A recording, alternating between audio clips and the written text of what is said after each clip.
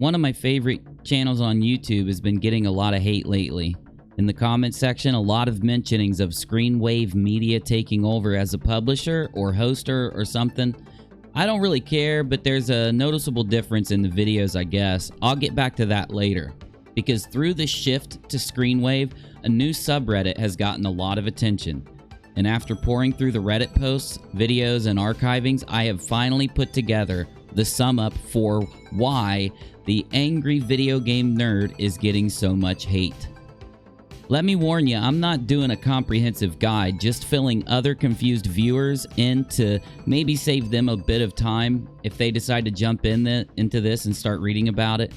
But I also want anyone who's never watched the AVGN to understand, because James Rolfe, or the Angry Video Game Nerd, has left a lasting impact on YouTube and video game culture. He was pretty much the first and most successful angry game reviewer, and since then many people have copied him, even though that doesn't really give him credit. I won't list any, but if there are angry video composers and they complain about gaming and other things, most likely people will say that James influenced them, even if it's not true. Also, James started all of this before YouTube was even slightly big. I still love the show. It's hard to find anything good on YouTube anymore. And still, I like watching some of the new stuff, and I love all the old stuff. Check out the channel if you haven't seen it. It's great, even if you don't like video games. Start with AVGN Season 2, 3, or 4. Just search it on YouTube. Anyway, so this seems to have started back when AVGN made a movie. James had to start the movie, I think, in 2012, and it released in 2014. While James was away, Mike Matei, one of James' friends and somebody that helps him make the videos, since close to the start of it all, decided to make a couple of videos and upload them to the channel. Alright, well, Inspector Gadget's gonna do the review. You can shut up now. I'm always on duty. Do you have that game Minecraft? Penny was telling me she was playing it on her computer book. Let's play Minecraft. Well, I have... In AVGN's secret behind-the-scenes mythology, these videos started a rift, a fissure, an angry video game nerd earthquake that split off a small group from the base of fans. Albeit a small fracture at first, it has grown into a noticeable endless crag. The videos that Mike Matei did were really, really bad. All the way around, it seems like Mike is that guy that shouldn't be in the front of the show. Some people are just destined to be that guy, I guess. I don't know, but as much as I want to say that I like the videos where Mike are in them, I never really have liked him being in them. I always thought he was overacting or something. Now, I'm going to do a warning really fast. I'm not an AVGN hater. I love the show. I'm also not a Mike Matei hater. Just somebody that thinks his inclusion on the show is kind of dumb sometimes. Anyway, I'm getting off track. So Mike Matei makes these videos while James Rolfe is doing the movie thing. One is a video review about a kid's show with Elmo in it. And I have no freaking clue why he would choose to do a review. That's my idea! Don't you think that's a good idea, Zoe? Oh my god, what is happening? Of an Elmo movie. Some of the complaints from anyone that saw the video Zoe? No, bitch! were about the humor. Okay, I'll just say it. What's blanket? That bitch Zoe fucking ripped it! Just like I'm gonna rip her head off later tonight when everybody's asleep. Unnecessarily sexual jokes. Very weird considering the subject matter. Do anything. Elmo sucks. Elmo's a piece of shit. Elmo has no self-confidence. Elmo's gonna away with this gun. And the impersonations of Elmo, they were annoying, okay? Really annoying. Right now, every kid in the theater is thinking, when is Elmo coming back? Where's Grover? Where's the Count? It was just a really, really bad script. And in between, there's a little bit of, Oh, I don't know where I am. I still want to find my blanket.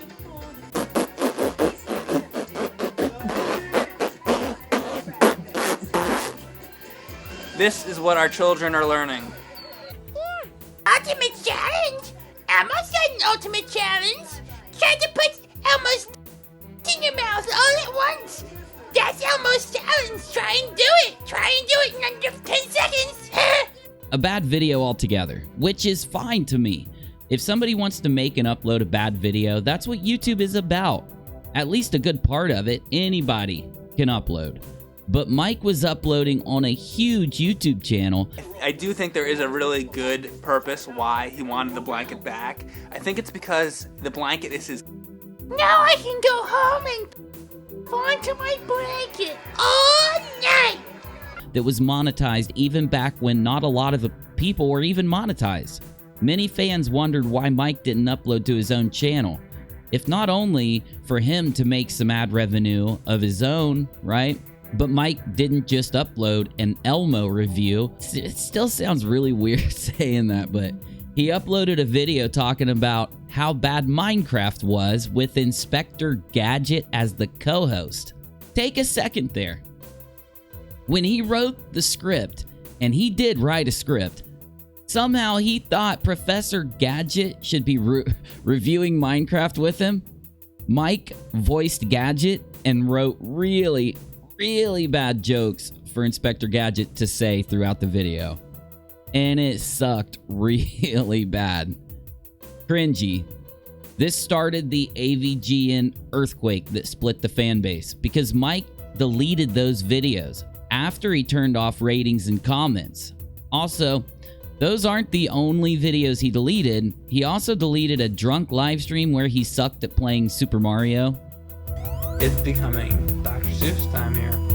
Are you guys a fan of Dr. Seuss? I would like to have all the Dr. Seuss books, but I do not. Get Nosh, you don't. Even Nicole doesn't know anything. Now, I shouldn't have to tell anyone this, but back then, YouTube was very anti-censorship as a whole. It's not like it is now. And the fan base didn't like the videos or the censorship. But then Mike went nuclear stupid and started to moderate any comments about those videos from the Cinemassacre subreddit. This started Mike down the path of a dictator. And speaking of dictators... This most likely would have been the end of the woes of Mike Matei if he would have learned from his mistakes and stayed off the channel. Every fan that was there for James Rolfe. James does a lot of good videos. Mike just live streams with James and then tries to pull fans over to watch videos of him alone without James present, and it never goes over well with the audience. Just making sure you know this. Now that Mike had some practice with censorship, he fell prey to the endless cycle that all evil things that are very powerful create, like censorship. A meme started in the comments section of AVGN videos about Mike. The meme was about, how do I say this with YouTube's demonetization? I'm going to just say his thingy, okay? Sorry, now YouTube will demonetize me in a heartbeat if I'm not careful, so yes, I'm calling it a thingy. A joke about it being large. Most people would be happy with a meme like this floating around. I mean, hell, it wasn't a meme about it being small.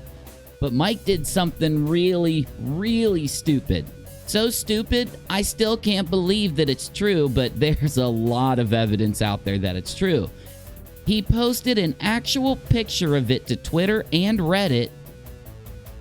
Now, on the official Cinemassacre subreddit. Let me say that again. He posted an actual picture of it to Twitter and on the official Cinemassacre subreddit. It wasn't even labeled not safe for work, which allowed teenage fans and adult fans, of course, that watch the nerd literally view it with a tape measure behind it. The tape measure was unraveled to the 10-inch mark. God, this is so dumb to talk about. Okay, so it's like Mike was trying to prove that the meme was really true.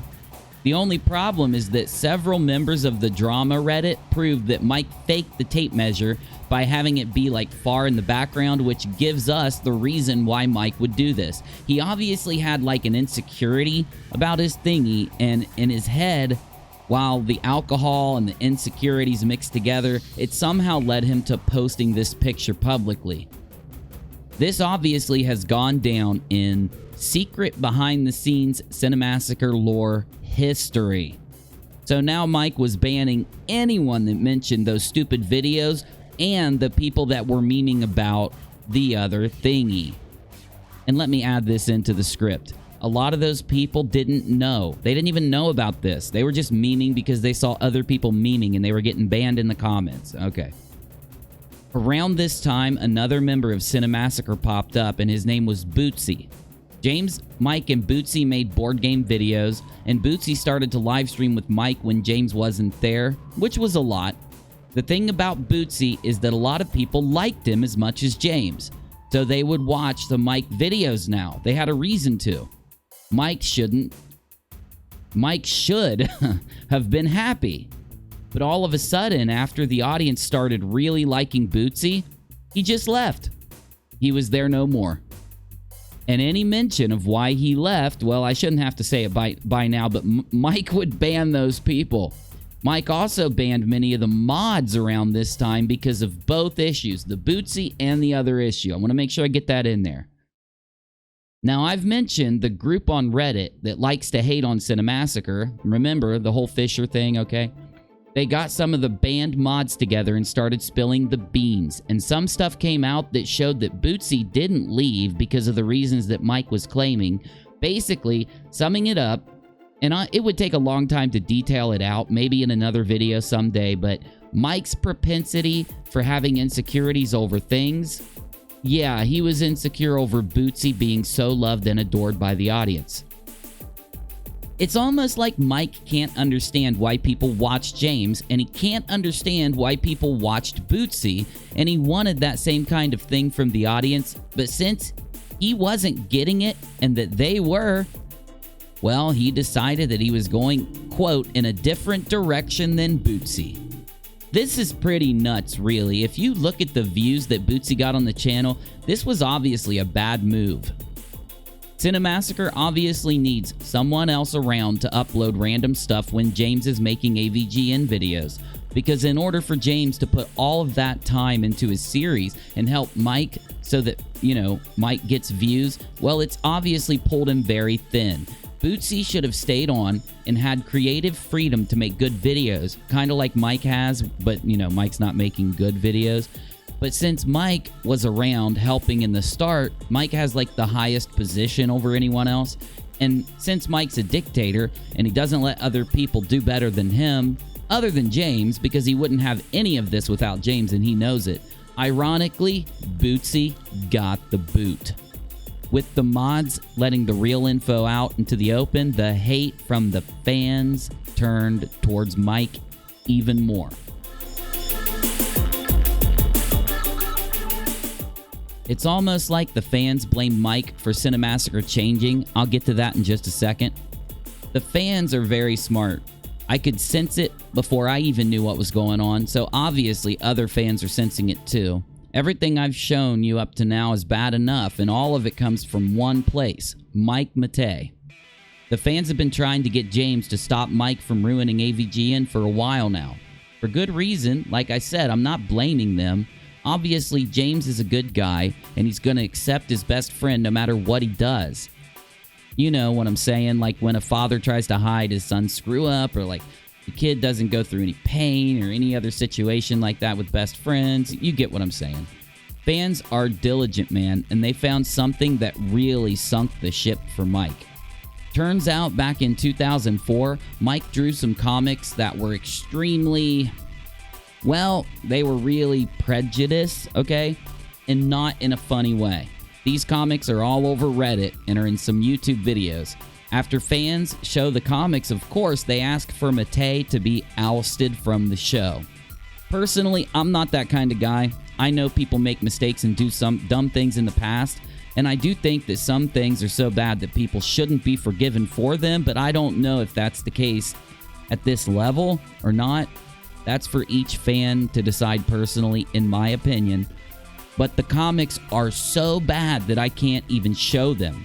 YouTube will likely censor anyone that does show them.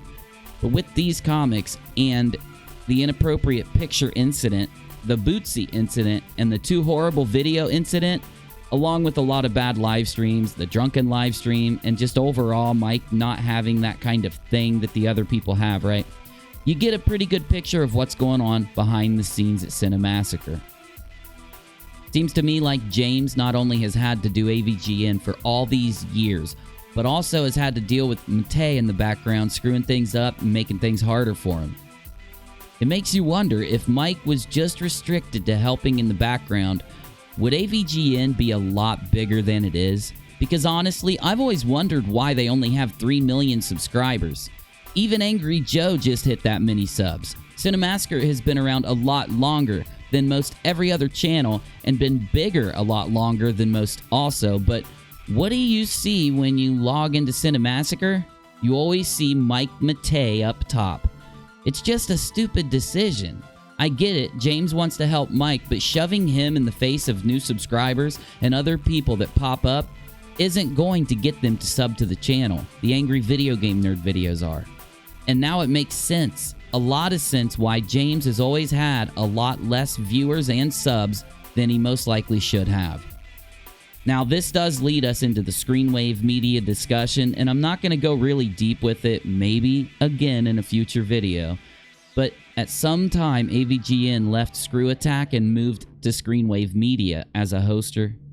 And around this time, they started doing, quote, rental reviews. Pretty good, mostly. I don't watch a lot of them, but I think they're kind of funny. Anyway. So other than the 3 extra people that are there, yeah, it's pretty good.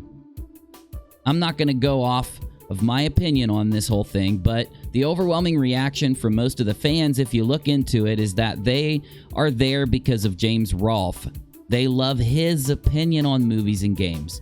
And with 3 additional people that we don't know at all, talking a lot, you can understand why a lot of the fans don't just click away or avoid rental reviews altogether. Imagine if it was James and Bootsy and Kyle Justin. It would be massive. But even more so, the Angry Video Game episodes have changed. The fan base is under the impression that James isn't writing the scripts, and after going back and watching the AVGN episodes from before Screenwave to after, I have to agree. You would think that Screenwave would edit and do the special effects, but it's obvious they are choosing topics and writing for James. Now, I get why James is doing this. It has to be nice after all these years to be able to have free time, when he hasn't for a very long time. I know how long it takes to write a script and edit, and my stuff isn't anywhere near the level that James puts in, obviously. But I guess that's the point. Mike's isn't either. So can I blame the fans that have decided to stop watching? I really can't. All I can hope for is that James realizes why his fan base is there. They aren't there for the production. We aren't here for the special effects. We like it being janky. We like it being homemade. We have been here to hear James tear into the crappy games that took our money and gave us nothing in return with their false advertising. If James doesn't ever come back to just sitting down and doing what he loves, the channel might go lower and lower and lose what it's gained. Maybe not. Maybe a new audience will decide that the new AVGN has a place on the new YouTube. Either way, we are all going to miss the old days, right? That's what this whole thing has been about the whole time. Missing the old days. It's ironic.